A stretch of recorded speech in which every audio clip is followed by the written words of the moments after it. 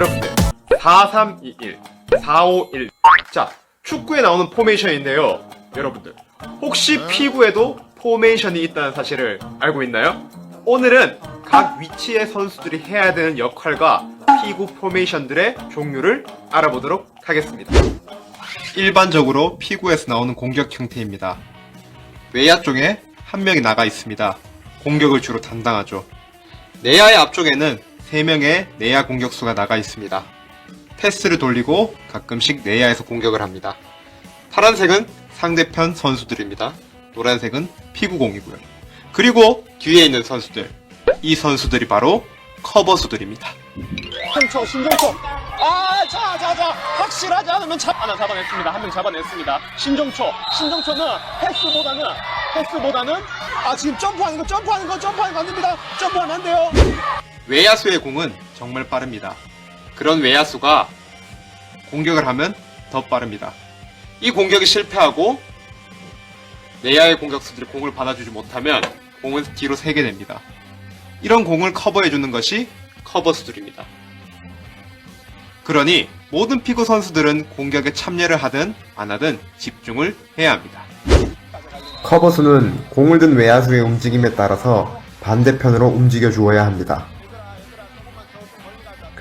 공이 높게 오면 공이 셀 것을 대비해서 점프를 하고요. 공이 낮게 오면 좀 더 자세를 낮춰줍니다. 자, 여기서 여러가지 피구의 포메이션이 나오는데요. 커버수들을 어떻게 세우느냐에 따라서 일자형과 V자형 포메이션으로 나누어집니다. 먼저 앞에 공격이 뛰어난 선수들을 3명 배치합니다. 그리고 이 4.5m 라인 뒤에 선수들을 일렬로 세웁니다. 그리고 양 사이드의 선수들을 2걸음 앞으로 전진 배치합니다. 또 그 옆에 선수는 1걸음 정도 전진 배치합니다. 자, 이렇게 사이드에 있는 선수들을 전진 배치하는 이유는요. 외야수가 사이드로 이동했을 때 좀 더 빠르게 사이드로 가서 빠른 공을 커버해주기 위함입니다. 앞에 공격수 3명을 세웁니다. 그리고 나머지 선수들을 V자 모양으로 세워줍니다. 이미 외야수가 사이드로 이동해서 공격할 때를 대비한 커버가 완성되어 있습니다. 사이드 공격에서 커버 효율이 매우 좋습니다. 먼저 일자형 포메이션의 특징, 장단점을 알아보도록 하겠습니다. 공격수와 커버수의 간격이 넓습니다. 외야수의 공격을 내야 공격수가 놓치더라도 커버수들은 공의 궤적을 보고 움직일 수 있는 여유가 생깁니다. 일자 형태의 사이드 선수들만 뒤로 빠져주면 바로 수비 형태가 됩니다. 공격과 수비가 자주 바뀌는 피구에서 공수 전환이 좀 더 편하고 간결해집니다. 대신 이 커버수들이 뚫리게 되면 공을 잡을 수 있는 방법이 없습니다. 그리고 커버수들 간의 간격이 좁기 때문에 애매하게 오는 공을 서로 미루다가 공이 나갈 수 있는 실수가 발생합니다. 다음으로 V자형 포메이션의 특징, 장단점을 알아보도록 하겠습니다. V자 형태를 유지하면 공을 잡지 않고 튕겨만 줘도 옆에 있는 친구가 잡아줄 수 있습니다. 일자 형태에서는 커버가 뚫리면 뒤에서 잡을 사람이 없지만 V자 형태에서는 앞선에서 커버를 해주지 못하더라도 옆에 있는 선수가 이동을 해서 이 공을 커버해줄 수가 있습니다. 대신 상대 공격수와 거리가 가까워서 상대가 수비를 성공하고 바로 돌아서 공격을 할 수 있는 선수가 많아집니다. 그만큼 다시 수비로 돌아갈 때의 위험성이 생깁니다. 그리고 수비로 전환할 때 이렇게 다시 수비로 전환을 할 때 이동 거리가 멀기 때문에 체력 소모 또한 무시할 수 없습니다. 그래서 최고의 포메이션은 무엇이냐? 정답은 없습니다. 꾸준한 연습으로 우리 팀 색깔에 맞는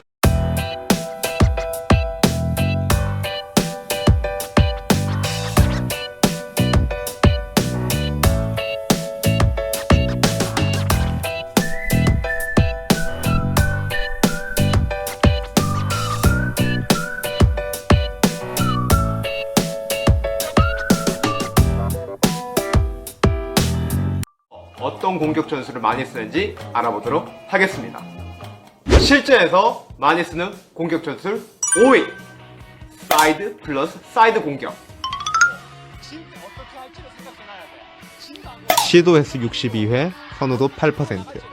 사이드 패스를 여러 번 사용하는 전술로 사이드로 공을 보내 수비 라인을 무너뜨린 상황에서 한 번 더 내야로 패스한 후 공격을 하는 전술로 수비진을 힘들게 한 후 공격하는 스타일입니다.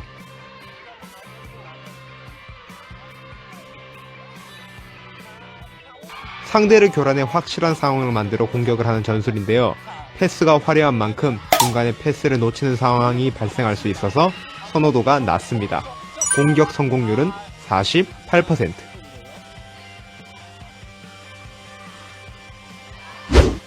실전에서 많이 쓰는 공격 전술 4위 묶어넣고 공격하기. 시도 횟수 81회, 선호도 11%. 바운드 패스 기억하시나요? 바운드 패스는 얼핏 보면 공격 같아 보입니다. 수비수는 바운드 패스를 끝까지 보면서 피해야 하다 보니 멀리 도망가기 힘들어집니다.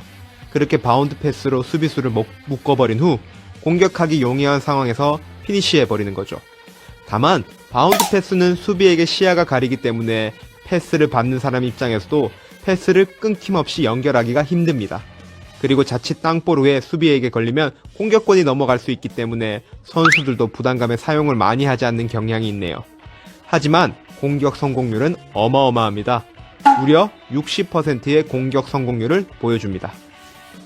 실전에서 많이 쓰는 공격 전술 3위 그냥 공격하기.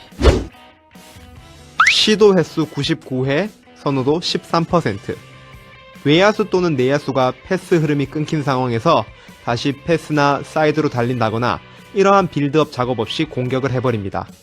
공격에 자신 있는 선수들이 빠르게 경기의 우위를 점하기 위해 사용하는 공격 전술입니다.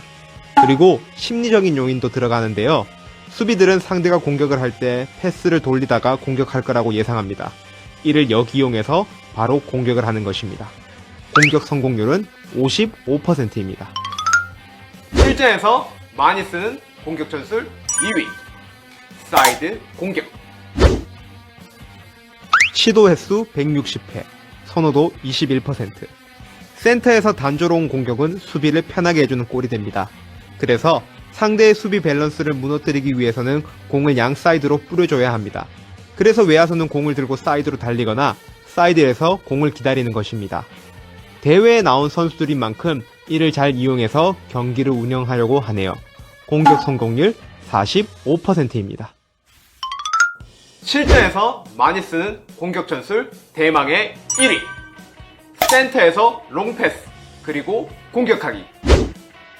실력이 높아질수록 기본에 충실하는 말 들어보셨나요? 롱패스를 하고 나서 공격하는 전술인데요. 기본적으로 3번의 패스를 한 후에 공격하는 전술입니다. 상황에 따라 패스 횟수를 줄일 수 있는데요. 많은 장점이 있습니다. 먼저 사이드에서 공격을 하다가 상대가 공을 피하면 어쩔 수 없이 공이 코트를 벗어나는 경우가 생깁니다. 공격권이 넘어가는 거죠. 하지만 센터에서 공격을 하게 되면 상대가 수비 성공을 하지 않는 한 뒤에서 커버를 해주는 내야 선수들이 있어서 공격권이 넘어가지 않습니다. 외야수 입장에서는 좀 더 과감한 공격이 가능하죠. 왜냐면 실패해도 다시 공격을 할 기회가 생기니까요. 그리고 공격 성공률도 매우 좋습니다. 공격 성공률 52%.